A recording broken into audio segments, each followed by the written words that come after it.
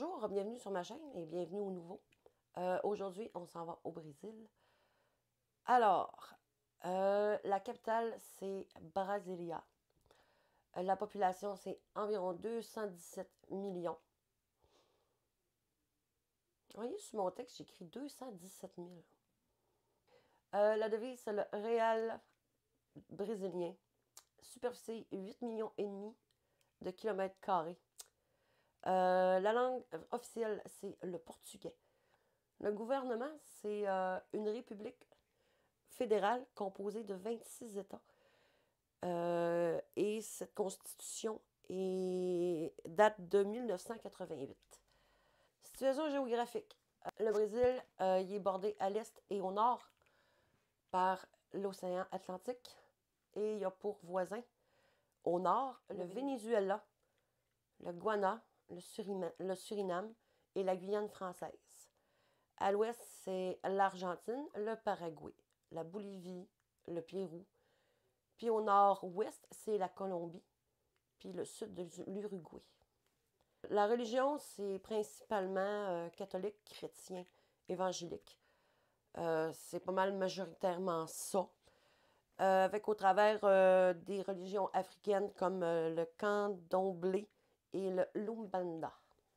Le climat, c'est équatorial dans l'Amazonie, constamment chaud et humide. Et puis, c'est couvert de forêts denses. Culture, habitude et puis coutume. Les Brésiliens, ils ont le contact facile. Ils se donnent fréquemment l'abraço, l'accolade en français.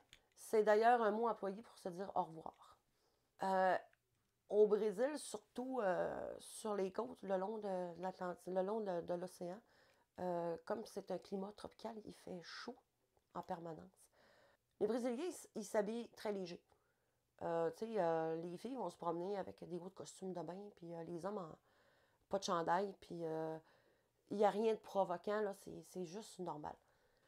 Comme je le disais plus haut, en règle générale, les habitants de ce pays-là, ils sont très ouverts, ils sont très amicaux. Pendant les conversations, attendez-vous à des conversations très animées. Les interruptions, les exclamations, c'est pas vraiment une grossièreté. C'est plus un signe que vous montrez un engagement dans la conversation. Il faut se mettre dans l'esprit aussi qu'ils sont très physiques, ils sont très tactiles. Il y a toujours des contacts physiques avec les Brésiliens, c'est la norme. La famille, c'est très important au Brésil. La preuve, il y a beaucoup d'entreprises brésiliennes qui sont familiales. Ils sont très fans de la musique et de la danse. La meilleure preuve que je peux vous donner, c'est le carnaval. Carnaval qui a lieu au mois de février, d'où est fêté le carnaval, parce que c'est pas qu'à Rio. À Rio de Janeiro, c'est aussi dans d'autres villes. Ça change un peu, mais c'est toujours des défilés avec de la danse puis de la musique. Puis c'est toujours très animé. Les Brésiliens sont assez à cheval sur la propreté. Se laver 3 fois par jour, c'est chose normale dans leur cas. Et puis, une hygiène bucco-dentaire, c'est la même chose. Puis ça va de même pour quand ils mangent. Quand ils mangent, ils ne se mettent pas les mains dans le manger. Même si ça se mange avec les mains, ils vont s'organiser de manger avec une fourchette ou de ne pas toucher à la nourriture parce qu'ils considèrent que les doigts, c'est sale. Si je peux vous donner un petit bonus bien amusant, si vous allez au Brésil, mais je pense que c'est comme ça dans une bonne partie de l'Amérique du Sud. Les canalisations au Brésil sont petites. En Amérique du Sud, en général. Et puis, on n'envoie pas notre papier de toilette dans la toilette, sinon ça bouche. Il y a toujours une poubelle à côté. C'est bon à savoir pour ne pas boucher la toilette d'un copain brésilien à la maison, parce que c'est un petit peu plate. Si on s'en va dans la cuisine, je commence tout de suite avec une boisson. C'est le cocktail brésilien. C'est prononcé caipirinha. Anyway, vous savez, on écrit en bas.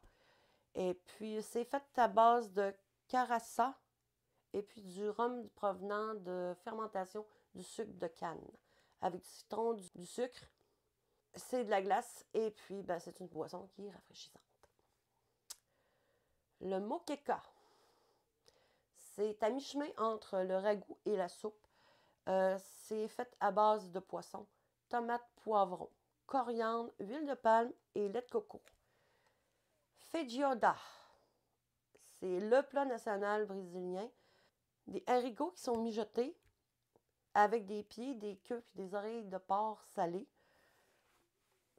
De la poitrine puis des saucisses fumées, de la viande de bœuf fumée. C'est aromatisé avec de l'ail, des oignons, puis c'est revenu dans l'huile de palme. Il y a vatapa, que j'écris en bas, comme d'habitude.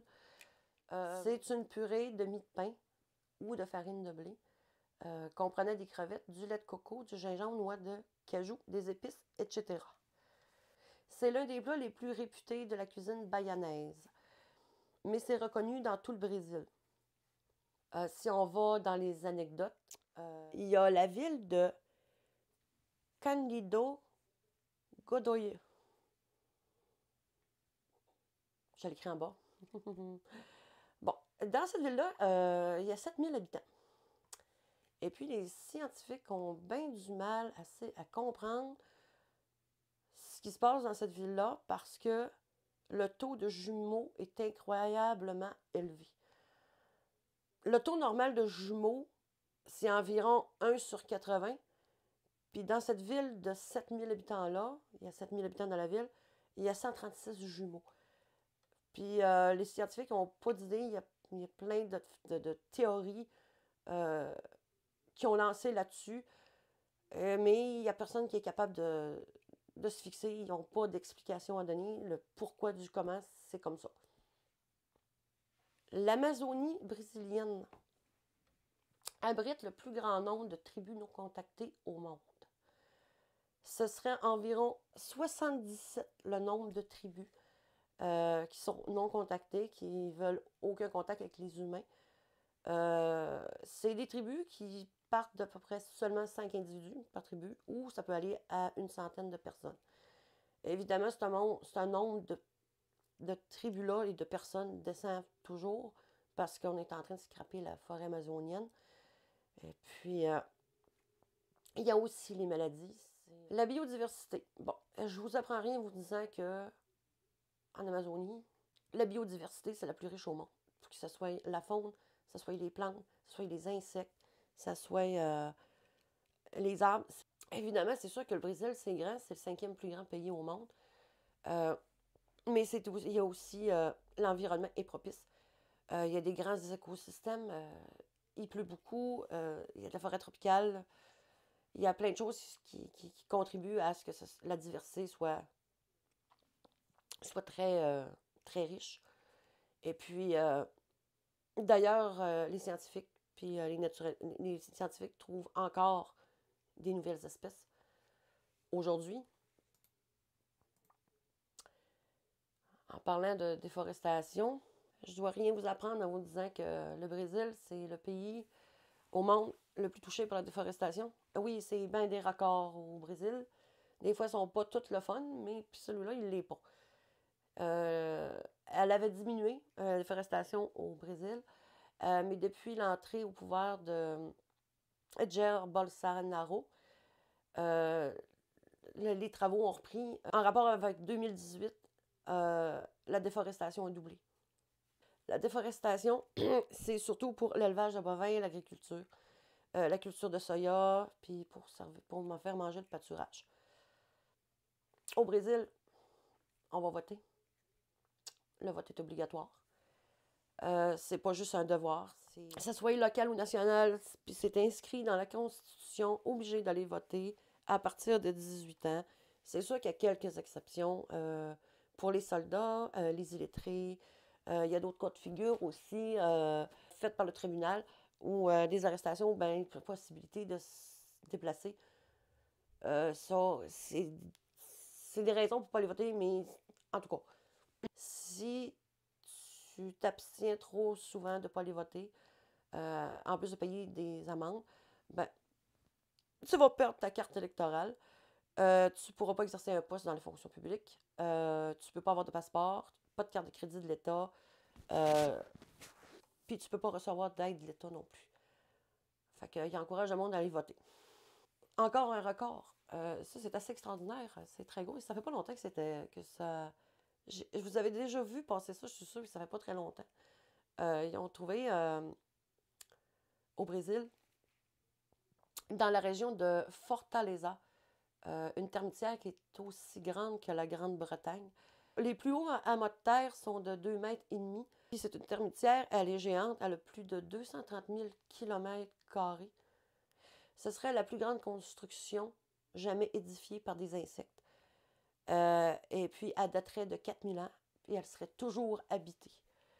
L'ensemble des monticules de terre trahissant la termitière qu'on voit sortir, ça représenterait l'équivalent de 4000 fois la taille des pyramides de Gizeh. Est-ce que c'est vrai? Je ne le sais pas, mais je sais que c'est assez immense, c'est très gros. Voilà, c'est tout. Je vous remercie beaucoup de m'avoir écouté. N'oubliez pas de m'envoyer des pouces bleus. La barre de commentaires, remplissez-moi là. C'est le fun d'avoir des commentaires. Des fois, ça me donne des idées. J'ai eu des commentaires sur une vidéo, je pense que c'est le Maroc, ça m'a donné une idée. Je vais peut-être transférer, je vais peut-être un peu modifier mes vidéos. Pas modifier. Je vais garder le format que j'ai là, mais je veux faire des petits changements. Fait que j'aimerais ça dans les commentaires, savoir si vous aimeriez ça que je fasse des petites capsules. En tout cas, je vais comme un peu me... On verra. Je vous en reparlerai. Envoyez-moi des pouces bleus. Dites-moi ce que vous avez pensé de la vidéo. N'oubliez pas de vous abonner parce que c'est bien important pour moi. Moi, ça me fait monter dans l'algorithme. Et puis, c'est ça. Fait que je vous souhaite à la prochaine pour une prochaine vidéo.